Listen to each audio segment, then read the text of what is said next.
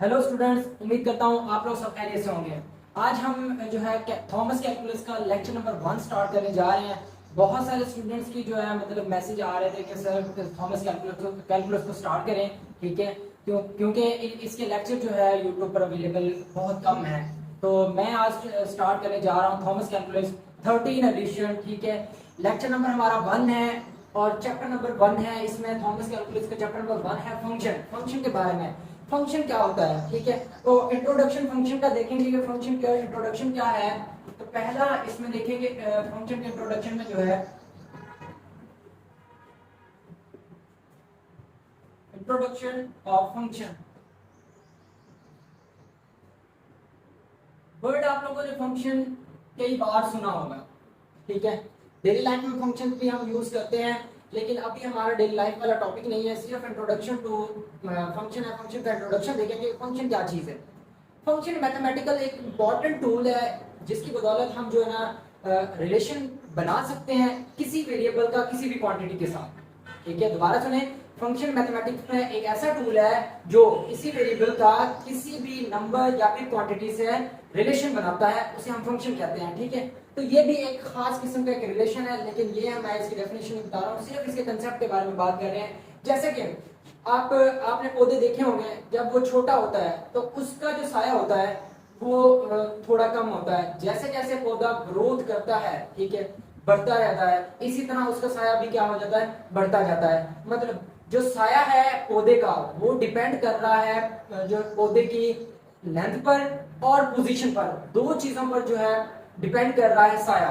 ठीक है, ये ऐसे कहने आपकी डेली लाइफ एप्लीकेशन है फंक्शन की, आप जो यूज करते हैं। ठीक है, इसी तरह जो एक हमारे पास स्केयर टाइप होता है। ठीक है, स्केयर स्केयर की अगर पहले मैं इसकी डायग्राम बता देता हूं। अगर हमारे पास एक ये स्केयर है, स्केयर का आपको पता है चारों साइड्स क्या होती है, बराबर है। अगर मैं इसकी एक साइड का नाम रख देता हूं एक्स, लेट कर लेते हैं, और ये साइड भी हमारे पास एक्स है।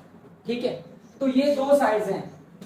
अगर मुझे इस स्केयर को बड़ा करना हो, सपोज कर रहे हैं मैं इसको इस तरह बड़ा कर देता हूं।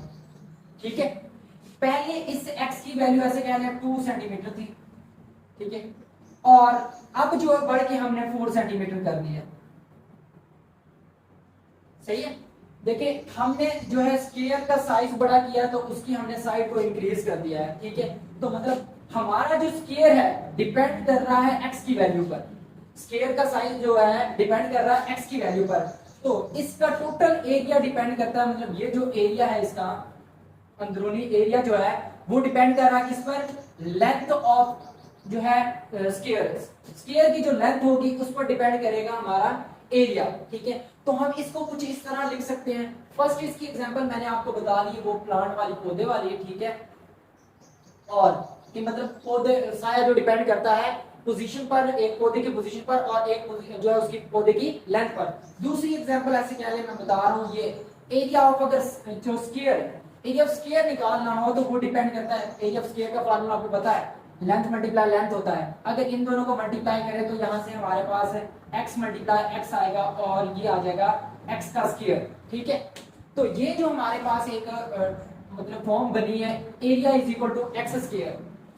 एरिया डिपेंड करेगा x पर, x से हमारे पास यहाँ पर लेंथ ऑफ स्केयर। ठीक है, स्केयर की एक साइड की लेंथ है। जैसे जैसे आप x की वैल्यू चेंज करेंगे इसी तरह हमारे पास एरिया की वैल्यू भी चेंज होती जाएगी। ठीक है, तो ये हमारे पास जो फॉर्म बनी है इसे ही फंक्शन कहते हैं, मतलब एरिया डिपेंड कर रहा है x पर।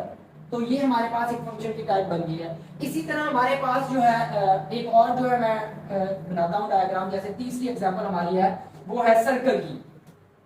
सर्कल जो है हमारे पास कुछ इस तरह और उसका रेडियस जो है हमारे पास r। ठीक है, अगर सर्कल का हमारे पास रेडियस हम बढ़ा दें, इंक्रीज कर दें, तो सर्कल बन जाएगा, बड़ा हो जाएगा, मतलब उसका साइज इंक्रीज हो जाएगा।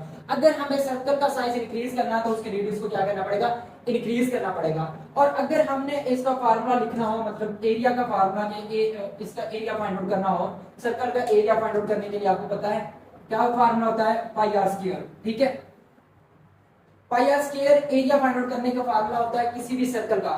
अगर आप r की वैल्यू चेंज करेंगे, कम या ज्यादा करेंगे, तो सर्कल का एरिया भी चेंज होता जाएगा, कम या फिर ज्यादा हो जाएगा, ठीक है। तो आपने तो इसमें भी क्या है, हमारे पास दो चीजें हैं वेरिएबल, कौन कौन से, नंबर वन हमारे पास एक वेरिएबल है ए एरिया, और दूसरा वेरिएबल है आर हमारे पास, ठीक है। तो एरिया डिपेंड कर रहा है किस पर, रेडियस ऑफ अ सर्कल। अगर रेडियस ऑफ अ सर्कल हम कम करेंगे तो इसका एरिया कम हो जाएगा, और अगर रेडियस ऑफ जो है सर्कल इंक्रीज करेंगे तो इसका एरिया भी क्या हो जाएगा, इंक्रीज हो जाएगा। तो ये भी हमारे पास एक फंक्शन की क्या है, एग्जांपल है, ठीक है। फंक्शन को जो है ना first time German mathematician Lebanese ने जो है इंट्रोड्यूस किया, मतलब फर्स्ट टाइम उसने यूज किया था दो, एक वेरिएबल्स और दूसरी टर्म्स के दरमियान रिलेशन के लिए।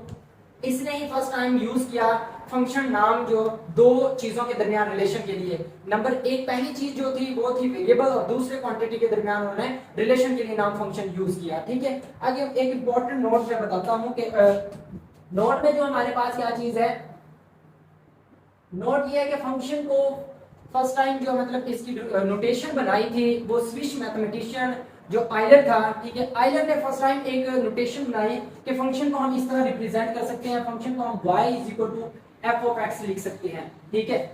फंक्शन को हम क्या लिख सकते हैं, y f of x, और ये मैथमेटिशियन था स्विस मैथमेटिशियन आइलर। आइलर ने ये नोटेशन जो है इंट्रोड्यूस करवाई थी, या फर्स्ट टाइम उसने यूज की थी, ठीक है। इसमें दो वेरिएबल, उसने कहा कि फंक्शन में दो वेरिएबल्स होते हैं। नंबर वन पर जो वेरिएबल होता है वो हमारे पास एक वेरिएबल है y वेरिएबल, ठीक है, y वेरिएबल, और दूसरा वेरिएबल जो हमारे पास है इसमें x वेरिएबल है, ठीक है। दो वेरिएबल्स, ये दोनों वेरिएबल जो है ना इन्हीं पर फंक्शन डिपेंड कर, मतलब फंक्शन जो है डिपेंड करता है। इसमें एक वेरिएबल जो होगा वो डिपेंडेंट वेरिएबल, और दूसरा जो वेरिएबल होगा इंडिपेंडेंट वेरिएबल।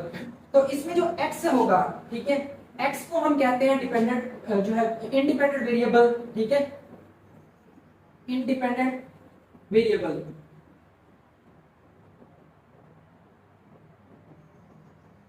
और जो हमारे पास इसमें y है, y को हम जो है डिपेंडेंट वेरिएबल कहते हैं, क्योंकि ये y जो डिपेंड करता है x की वैल्यू पर।